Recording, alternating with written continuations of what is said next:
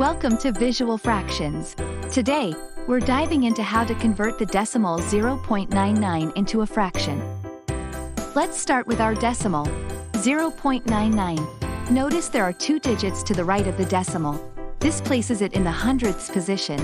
To convert this decimal into a fraction, you initially put it over 1, essentially treating the decimal as the numerator in a fraction where the denominator is 1.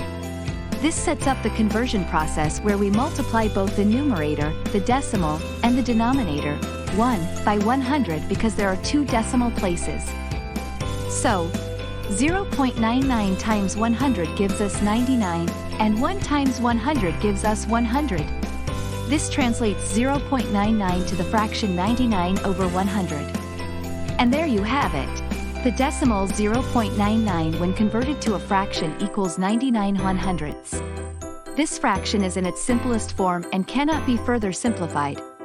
If you found this tutorial helpful, remember to smash that like button and subscribe to Visual Fractions for more practical math insights. Thanks for watching.